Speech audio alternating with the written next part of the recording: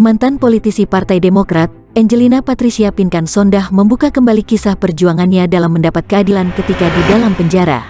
Angelina menyadari, dirinya baru bisa menerima dan mengakui kesalahannya telah terlibat dalam proyek mega korupsi Wisma Atlet Hambalang setelah dipenjara selama 3-4 tahun. Angelina Sondah menyampaikan hal itu saat menjadi tamu di acara talkshow Rosi yang ditayangkan di Kompas TV pada Kamis tanggal 31 Maret tahun 2022.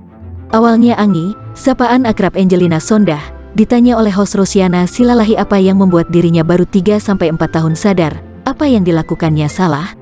Karena saya masih ingin berjuang agar supaya hakim, karena aku sedang mengajukan banding, kasasi, PK, peninjauan kembali untuk percaya.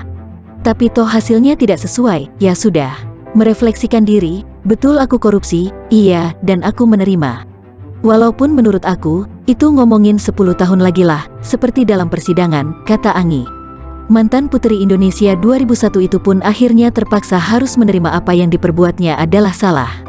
Namun, ia masih bertanya dalam dirinya, terlalu subjektif hanya menyudutkan dan mengakui kesalahan itu. Pasalnya, Angi menyebut jika perilaku tindakan korupsi tidak mungkin bisa dijalankan dengan peran seorang semata. Aku memang menerima, walaupun menurut aku, tapi ini terlalu subjektif, saya kan tidak melakukan korupsi sendiri. Dan di awal-awal tahun pertama, kedua gitu, sampai ada ucapan bahwa saya bukan Yesus. Saya tidak mau dikorbankan sendirian. Karena kan, korupsi di mana-mana enggak mungkin single fighters, kata Angi.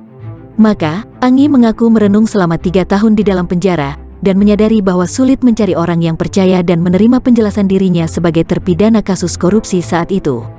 Jadi ketika aku bebas, dan ada orang yang tidak percaya, aku memaklumi. Mudah-mudahan seperjalanan waktu, dengan aku menjadi aku sekarang, insya Allah aku berdoa, makanya aku berdoa diberikan kesempatan. Aku ingin orang melihat pelajaran dari aku, masuk ke dalam penjara yang benar-benar penjara, jelas Angi.